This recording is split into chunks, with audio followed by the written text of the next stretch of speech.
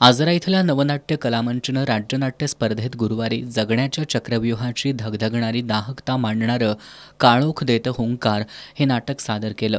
प्राध्यापक दिलीप परदेशी लिखित आणि सुभाष विभुते दिग्दर्शित या नाटकात मोलमजुरी करणाऱ्या दोन कुटुंबांचा संघर्ष प्रेक्षकांसमोर मांडण्याचा प्रयत्न करण्यात आलाय।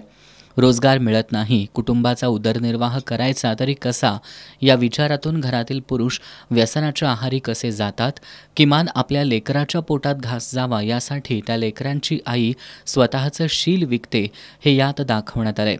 श्रुती कांबळे हिनं यात शिरमी म्हणजेच आईची भूमिका साकारली आहे। विष्णू कांबळे आणि आम्ही 2 अंकी नाटक करत आहोत। नाटकाचं नाव आहे काळोख देतं हुंकार आणि या नाटकामध्ये मी शिरमीचा म्हणजे पात्र घेतलेलं आहे आणि हे जे पात्र आहे ते एका स्त्रीचं आहे आणि ते जी स्त्री आहे ती म्हणजे कशी धरणावर जे काम करतात त्या स्त्रियांबद्दल आहे आणि एका आईची व्यथा पण ह्या नाटकामधून ह्या पात्रातून तुम्हाला कळणार आहे। दुसऱ्या कुटुंबात पत्नीच्या आजारपणासाठी पैसे उभे राहावेत म्हणून घरातील पुरुष हा कुटुंब नियोजनाची शस्त्रक्रिया करून घेतो। हाताला काम मिळावं म्हणून हे लोक अंधश्रद्धेलाही कसे बळी पडतात याची विदारक कहाणी या नाटकातून मांडण्यात आली आहे। मोलमजुरी करणाऱ्या कुटुंबांची दाहकता मांडण्याचा दिग्दर्शकांनी चांगला प्रयत्न केलाय। या नाटकात मोलमजुरी करून उदरनिर्वाह करणाऱ्या कुटुंबातील नारबाची भूमिका अरमान दड्डीकर यांनी साकारली आहे।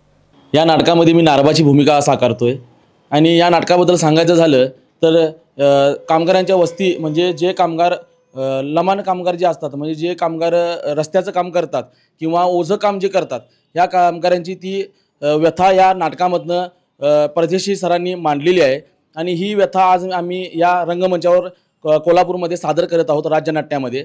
आणि खरंच हे नाटक अगदी या कोल्हापूरकरांना अश्रूंना ओलचिंब करून सोडणार यात काही शंका नाही। धन्यवाद। या नाटकातील नारबा, शिरमी, तानी, भुत्या ही पात्र साकारणाऱ्या कलाकारांनी पात्रांना न्याय देण्याचा प्रयत्न केलाय। मुकादम, जम्मून चाचा आणि इतरही कलाकारांनी या सगळ्यांना पूरक साथ देण्याचा प्रयत्न केलाय। नेपथ्य, संगीत आणि प्रकाश योजनेतून नाटकाचा आशय रसिकांपर्यंत पोहोचवण्याचा प्रयत्न करण्यात आलाय।